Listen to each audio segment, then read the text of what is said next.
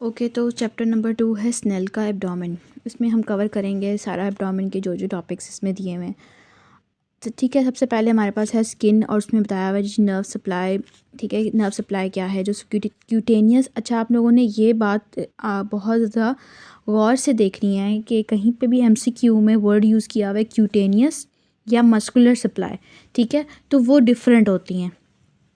ठीक है, तो अब यहाँ पे उसने बता दिया जी cutaneous nerve supply of anterior abdominal wall वो क्या है। उसमें है anterior rami of the lower 6 thoracic first lumbar nerve and the thoracic nerves of the lower first 5 intercostal and subcostal nerves.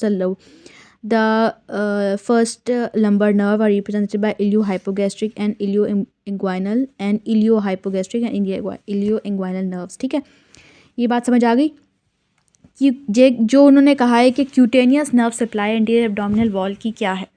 ठीक है, वो ये है कि जो एंटीरियर रेमाए हैं लोअर 6 thoracic नर्व्स के, वो हम सप्लाई कर रहे हैं with the first lumbar nerve. ठीक है, और उन्होंने कहा है कि लोअर 6 thoracic कौन सी हैं, जो लोअर 5 इंटरकोस्टल और 1 सबकोस्टल। ठीक है, तो ये आप लोग देख लें, इसमें पिक्चर मैं आपको दिखाती हूँ।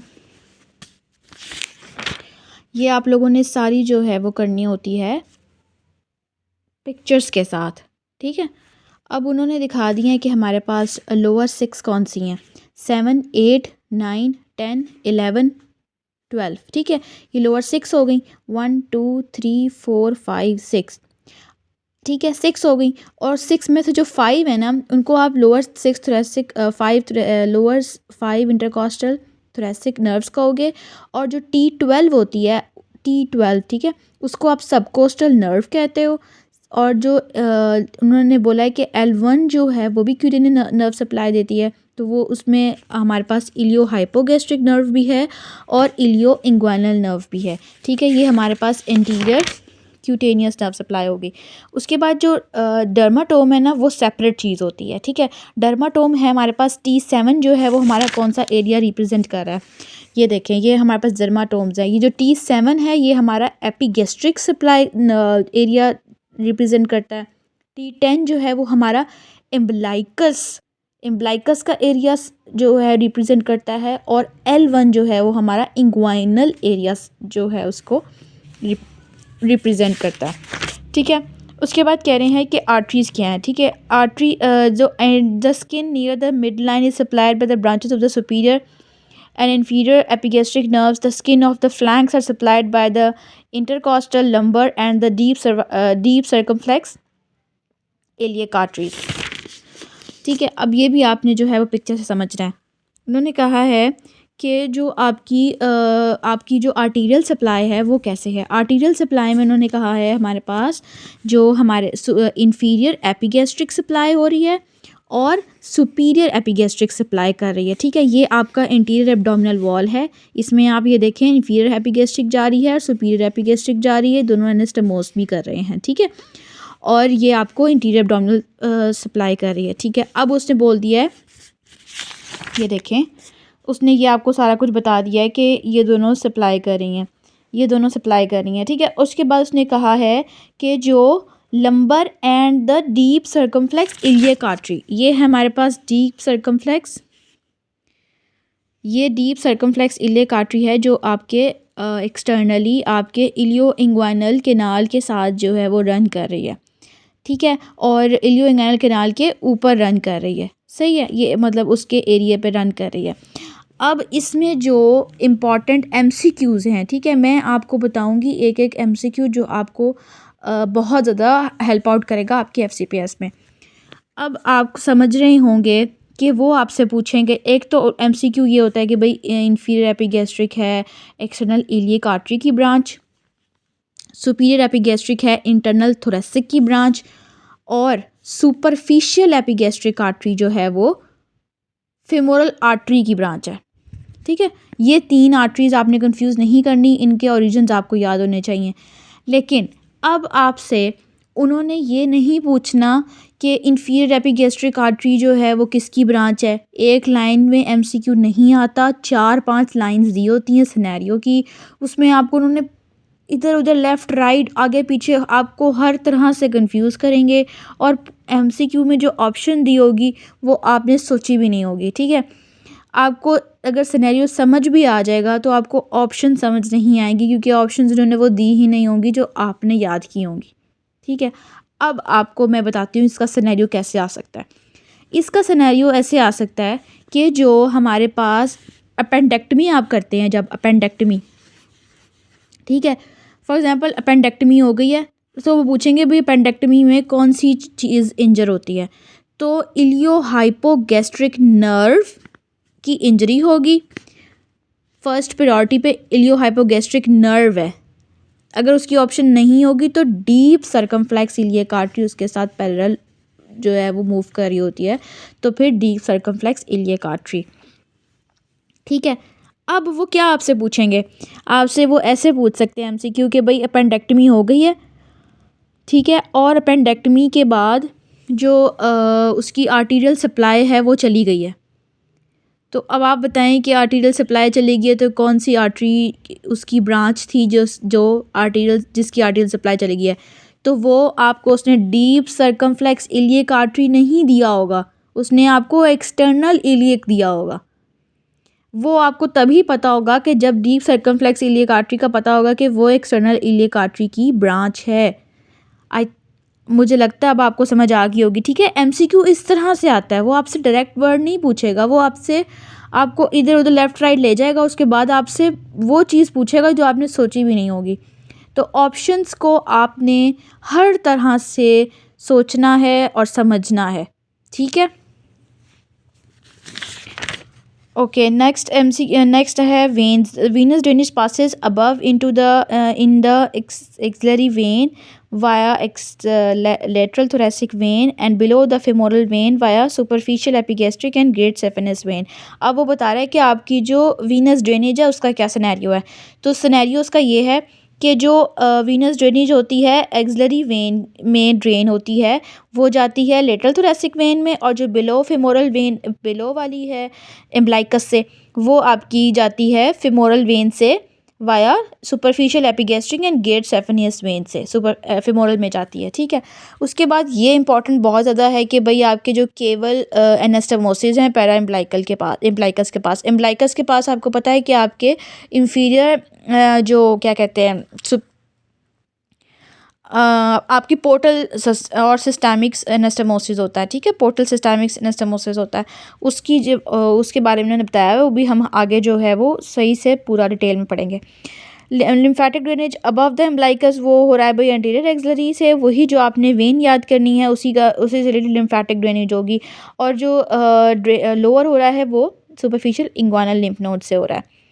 ठीक है, उसके बाद कह रहे हैं जो सुपरफिशियल फेशिया है। अच्छा, इसमें एमसीक्यू आता है कि भाई एक बंदे को कोई चाकू लग गया है, कोई नाइफ लग गई है, तो भाई उसकी एब्डोमिनल वॉल्स की कौन कौन सी जो चली गई हैं, उसकी लेयर्स कौन कौन सी चली गई हैं। तो सबसे पहले आती है स्किन आता है, उसके बाद सबक्यूटेनियस टिश्यू आता है, सबक्यूटेनियस टिश्यू में पहले फिर बाद में आएगा कैंपर, फिर स्कार्पा आएगा। ठीक है, और उसके बाद आते हैं हमारे पास सुपरफिशियल फेशिया, डीप फेशिया, पहले सब स्किन है, सबक्यूटेनियस टिश्यू है। ठीक है, उसके आगे से ये हैं कैंपर और स्कैपर, फिर सुपरफिशियल फेशिया है, डीप फेशिया है, फिर हमारे पास एक्सटर्नल ओब्लीक है, इंटरनल ओब्लीक है, उसके बाद हमारे पास ट्रांसवर्स एब्डोमिनस है, फिर ट्रांसपैरेलिस फेशियालिस है, फिर हमारे पास पैराइटल पेरिटोनियम है, फिर विज़रल पेरिटोनियम है, और उसके बाद हमारे पास विज़रा आ जाएंगे। ठीक है, तो उन्होंने आगे आपको बताया हुआ कि जो fatty layer is continuous with superficial fascia over the rest of the body, but ठीक है ये समझ आ गया, फैटी लेयर जो है वो पूरी बॉडी पे कॉन्टिन्यूस है, but the membranous layer fades out laterally and above inferiorly the membranous layer passes over the inguinal ligament to fuse with the deep fascia of the fascia lata। अब उन्होंने बताया है कि जो आपका फैटी लेयर है, fatty layer, ठीक है, जो फैटी लेयर है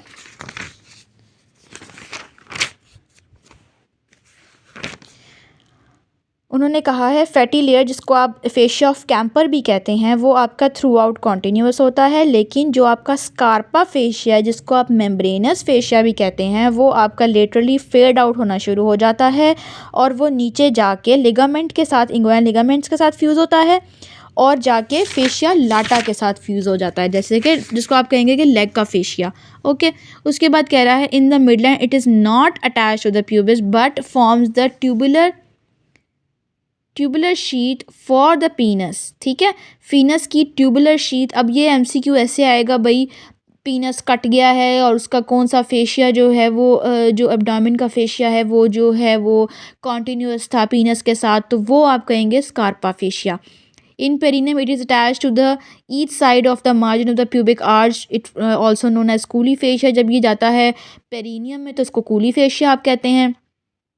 Posteriorly, it is fused with perineal body and the posterior margin of the perineal membrane। ठीक है, आई होप ये आपको समझ आ गया होगा। अब इसमें ये देखें, ये बड़ा इंपॉर्टेंट एमसीक्यू है। इसमें वो यही पूछते हैं कि भाई उसको डैमेज हो गया है तो उसकी जो सारी फ्लूइड की कलेक्शन है वो किस साइड पे जाएगी। ब्लड मतलब जैसे इसको मतलब सेक्रोटम या पीनस का इंजरी हो गई है तो उसका फ्लूइड या ब्लड किस साइड पे जाएगा। The membranous layer of the superficial fascia is the potential closed space that does not open into the thigh but it is continuous with superficial perineal pouch with the penis and the scrotum। rupture of the perineal urethra में, अच्छा penile यूथरा का rupture ये MCQ बहुत important है, may be for by extravasation of urine into the scrotum, perineum and the penis and then up to the lower part of the anterior abdominal wall to the membranous layer of the fascia। the urine is excluded from the अच्छा इसमें ना उन्होंने आपको थोड़ा सा एक बात mention नहीं की कि जो जब कटेगा उसका, मतलब फॉर एग्जांपल पीनस रप्चर हो गया तो जो उसका फ्लूइड है या ब्लड है जो जाएगा सेक्रोटम में, पेरिनियम में, सब में चला जाएगा। ठीक है, इसे जो बताया ना lower part of the anterior abdominal wall deep to the membranous layer of the fascia, ये तब जाएगा जब आपका फेशिया स्कारपा जो है वो इंटैक्ट नहीं रहेगा और फिर वो उसके साथ ऊपर चला जाएगा। The urine is excluded from the thigh because of the attachment of the fascia to the deep fascia of the thigh. अब जो deep fascia of the thigh था वो अटैच था फेशिया लाटा के साथ, अगर वो भी टूट जाएगा तो लेग में भी जा सकता है। ठीक है, 2 पॉइंट्स हो गए। उसके बाद कह रहे हैं कि deep fascia is a thin layer of cellular tissue covering the muscle. ये तो इतना इंपॉर्टेंट नहीं है। अच्छा, ये अब आपके जो आ गए हैं इंपॉर्टेंट एमसीक्यूज़ जो हैं कि आपके एंटीरियर एब्डोमिनल वॉल मसल्स की अटैचमेंट, तो उसमें फिर हम जाएंगे टेबल के ऊपर। टेबल हमें बताता है सारे जो मसल्स हैं उनकी अटैचमेंट्स। ठीक है, external oblique, internal oblique, transversus abdominis, rectus abdominis, pyramidalis और क्रीमिस्टैटिक मसल। अच्छा, ये जो पिरामिडालिस है इसके बारे में कहते हैं कि भाई ये कभी होता है और कभी नहीं होता। अच्छा, इसमें जो इंपॉर्टेंट चीज़ है ना एक्सटर्नल ओब्लीक इन सब मसल्स में, वो आपके पास इनकी नर्व सप्लाई है। ठीक है, ये आपने याद रखनी है, इन तीनों की नर्व सप्लाई सेम है एक्सेप्ट रेक्टस एब्डोमिनस, उसको लोअर 6 थोरैसिक नर्व सप्लाई करती हैं, इनको तीनों को L1 सप्लाई करती है। ठीक है, उसके बाद आता है कि इनकी जो ओरिजिन और इनकी अटैचमेंट्स क्या हैं। ठीक है, इसमें जो एक और इम्पॉर्टेंट बात वो हमने याद रखनी है, मसल फाइबर्स की डायरेक्शंस याद करनी है। उसके बाद अच्छा, ये एमसीक्यू जो रेक्टस एब्डोमिनस है ना, ये बहुत बहुत बहुत एमसीक्यू पूछा हुआ है कि भाई सिम्फिसिस प्यूबिस से और प्यूबिक क्रस्ट से निकलने वाला मसल और जाके वो 5, 6, 7 और ज़ीफाइड प्रोसेस पे अटैच हो रहा है, वो कौन सा मसल है। ठीक है, अच्छा, अब वो आपसे इस तरह से आसानी से नहीं पूछेगा, वो पूछेगा, आपको बोलेगा कि एक मसल है जो सिम्फिसिस प्यूबिस से निकल के प्यूबिक क्रस्ट से निकल के 5, 6, 7 कोस्टल कार्टिलेज पर अटैच हो रहा है और वो डैमेज हो गया है, तो कौन सी नर्व्स चली गई हैं उसकी नर्व चली गई हैं lower 6 thoracic nerves. L1 is not included in it. Okay, उसके बाद कह रहे हैं पिरामिडालिस। तो पिरामिडालिस के भाई क्या है, वो इंटीरियर सरफेस ऑफ प्यूबिस से निकलता है, लीनिया एल्बा बनाता है, उसमें अटैचमेंट आ जाती है उसकी। उसके बाद आता है कि T12 सब कोस्टल। ये ऐसे भी आपसे पूछ सकते हैं कौन सा मसल है जो सब कोस्टल से only supplied by subcostal, तो वो हमारे पास है पिरामिडालिस। उसके बाद है cremasteric lower margin of internal oblique muscle, internal oblique muscle की लोअर मार्जिन से निकलेगा और प्यूबिक क्रस्ट पर अटैच हो जाएगा और genital branch of genito femoral nerve L1 L2 इसको सप्लाई करती हैं और इसका फंक्शन क्या है, रिट्रैक्ट्स टेस्टिस। ठीक है, अब जो एब्डोमिनल मसल्स है ना, ये अब हमने थोरेसिक तो थोरेक्स अभी नहीं पढ़ा, लेकिन आपको पता होना चाहिए कि जो हमारे पास एक्सपिरेशन होती है ना, फोर्स्ड एक्सपिरेशन, उसमें हमारे पास जो है वो oblique, external oblique, internal oblique, transverse abdominal, rectus abdominal, ये सब हमारे पास हेल्प आउट करते हैं। एंटीरियर एब्डोमिनल वॉल के मसल्स कहते हैं इनको। ठीक है, उसके बाद कह रहा है कि अब देखें जो ये होता है एक्सटर्नल ऑब्लीक, ये नीचे से निकल के ऊपर जा रहा है। ठीक है, ज़ीफॉइड से, सॉरी, लोअर राइट रिब से, ऊपर से राइट लोअर रिब से निकल के ज़ीफॉइड प्रोसेस पे जा रहा है। जो इंटरनल ओब्लीक है वो आपके लंबर फेशिया, इलियक और क्रेस्ट से निकल के आपके रिब्स पे जा रहा है। तो इसकी डायरेक्शन क्या होगी? जो एक्सटर्नल है आप उसको याद रखो कि वो बाहर से आ रहा है, तो वो एक्सटर्नल है तो वो बाहर की तरफ से नीचे की तरफ आ रहा है। ठीक है, देखें ये डायरेक्शंस बनी हुई हैं। ठीक है, ये डायरेक्शन बनी हुई है। अब ये देखें, यहाँ से ये आ रहा था हमारे पास लोअर राइट रिब्स से आ रहा था। ठीक है, right ribs, right side of the ribs से आ रहा है। ठीक है, और जाके अटैच हो रहा है हमारे पास ज़ीफॉइड, लीनिया एल्बा, इलिया, सुबक्यूबिक क्रस्ट और इन सब चीज़ों पे अटैच हो रहा है। ठीक है, और उसके अलावा एक्सटर्नल ओब्लीक आपके पास सुपरफिशियल इंग्वाइनल रिंग भी बनाता है।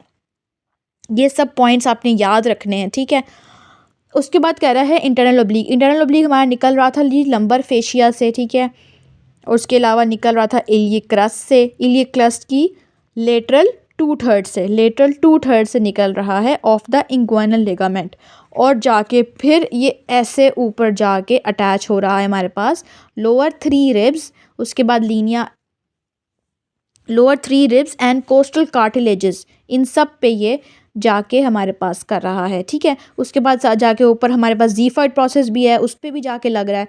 ठीक है, और हमारे पास क्या था, लीनिया एल्बा और ये सब चीज़ें।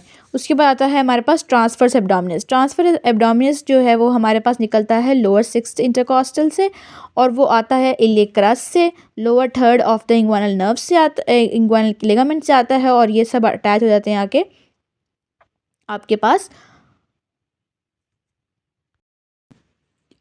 अच्छा जी, उसके बाद आ जाता है muscles of the anterior abdominal wall, वो हमने पूरे एक्सप्लेन कर दिए थे आपको एंटीरियर एब्डोमिनल वॉल के मसल्स। ठीक है, उसके बाद आता है हमारे पास ilio inguinal canal, which is a very very very very important. ठीक है,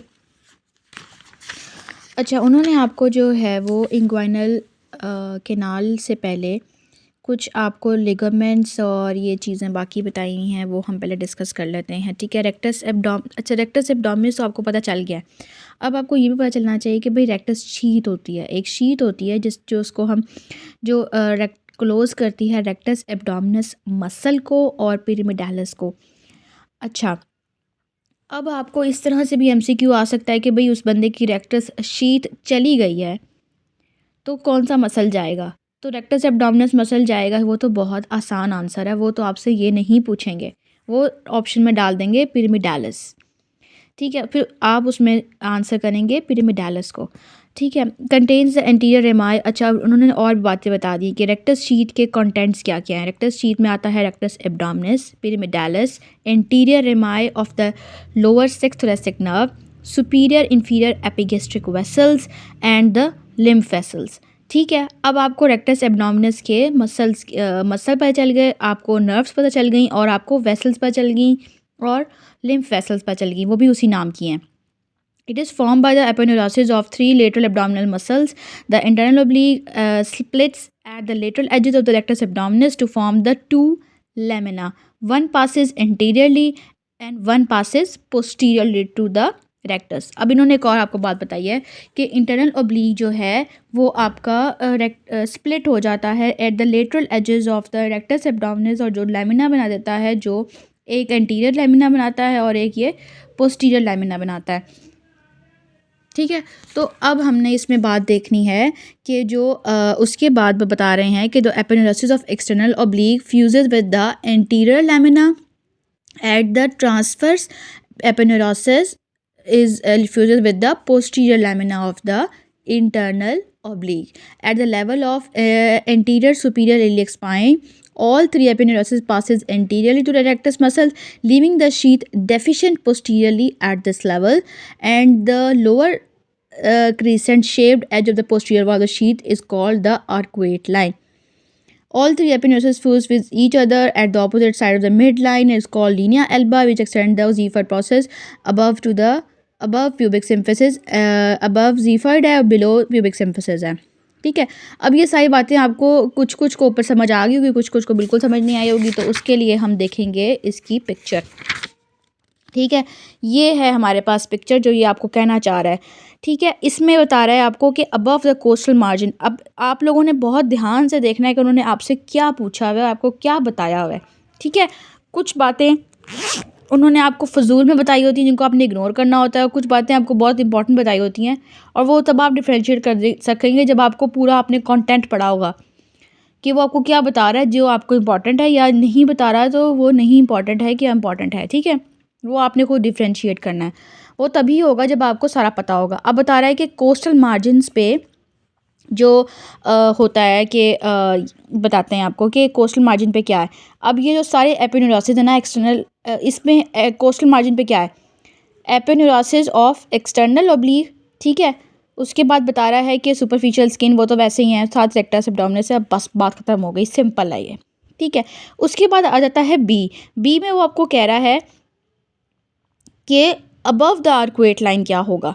अबव द आर्कुएट लाइन में ये होगा कि ये क्या करेगा, एक्सटर्नल ओब्लिक, इंटरनल और ट्रांसवर्स एब्डोमिनस मसल. जो इंटरनल ओब्लिक उसके दो लैमिना बन जाएंगे, वो एंटीरियर वाला एक्सटर्नल से मिल जाएगा, और जो पोस्टीरियर लैमिना था वो मिल जाएगा ट्रांसवर्स एब्डोमिनस से. ये देखें ना, आपको समझ आ रहा है, ये सिर्फ फिश टाइप बन रही है, और दरमियान में रेक्टस मसल है. ये हमारा अबव आर्कुएट लाइन है. और बिलो आर्कुएट लाइन क्या होता है, बिलो आर्कुएट लाइन होता है ये तीनों आपस में मिल जाते हैं एंटीरियरली टू द रेक्टस, और पोस्टीरियरली ये डेफिशिएंट होता है. पीछे सिर्फ फेशिया ट्रांसवर्स अकेला रह जाता है. ठीक है, आई होप ये आपको समझ आ गया होगा. जो चीज़ आपको नहीं समझ में आ रही या मैं आप सही से नहीं बता पा रही तो आप काइंडली कमेंट करें, उसके बारे में मैं आपको पूरा एलैबोरेट करूँगी.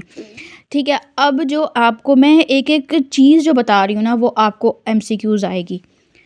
ठीक है, उसके बाद आपसे पूछ रहे हैं लीनिया अल्बा का, तो भाई आप सबको पता है कि भाई ये क्या चीज़ है. ठीक है, 3 एपोन्यूरोसिस जो हैं वो मिलेंगे एक दूसरे से, वो ऑपोजिट वाले भी आपस में मिलेंगे दरमियान में आके, और वो लीनिया अल्बा बना देंगे, वो जो कि एक फाइब्रस बैंड है. ठीक है, अब उसमें जो इम्पॉर्टेंट बात है वो हमारे पास ये है, देखें ये बता रहा है anterior abdominal wall is firmly attach to the tendinous intersection of the rectus abdominal muscle. The posterior wall of the sheath has no attachment of the muscle. ये कब बताता है, ये पोस्टीरियर जब ये बिलो द आर्कुएट लाइन होता है. ठीक है, आर्कुएट लाइन क्या वो है, lower crescent shaped edge of the posterior wall of the sheath. posterior wall of the sheath जो उसका lower crescent shaped बन रहा है उसको हम आर्कुएट लाइन कह रहे हैं. यहाँ पे आपको दिखा देते हैं, ये है आर्कुएट लाइन जो इसकी पोस्टीरियर साइड आपको दिखाई हुई है. भाई उसने ये एक शीथ है, पोस्टीरियरली इसके अबव बता दिया, बिलो बता दिया. ठीक है, और ये वो उसने बताया आपको टेंडनस इंटरसेक्शंस है. ये देखें, ये टेंडनस इंटरसेक्शन है, इसको हमने पढ़ लिया है. ठीक है, पीछे ला गया है लीनिया सेमुलरिस. ठीक है, वो क्या है, lateral edge of the rectus abdominis muscle, it is crosses the lateral costal margin of the tip of the 9th costal cartilage. अच्छा, अब ये MCQ किस तरह से आएगा, ये MCQ इस तरह से आएगा कि भाई lateral edge of the rectus abdominis muscle को काट दिया है आपने. ठीक है, it crosses the costal margin the tip of the 9th costal cartilage. उसके बाद वो आपसे पूछेगा कि भाई जो चीज़ कट गई है, या तो वो आपसे पूछ लेगा 9th कोस्टल कार्टिलेज के बारे में, कि या वो आपको ये बताएगा कि 9th कोस्टल कार्टिलेज पे आपने lateral edge of the rectus abdominal muscle काट दिया, क्या हो गया, लीनिया सेमुलरिस चला गया. ठीक है, या एक ये बताएगा बात. दूसरे तरीके से ऐसे पूछेगा कि भाई आपने लीनिया सेमुलरिस काट दिया है, it crosses the costal margin of what, 9th costal cartilage. ठीक है, MCQ इस तरह आएगा, आपसे सीधी सिंपल लाइन नहीं पूछते. वो कॉन्जॉइंट टेंडन बहुत आता है कि भाई कॉन्जॉइंट टेंडन कैसे बनता है.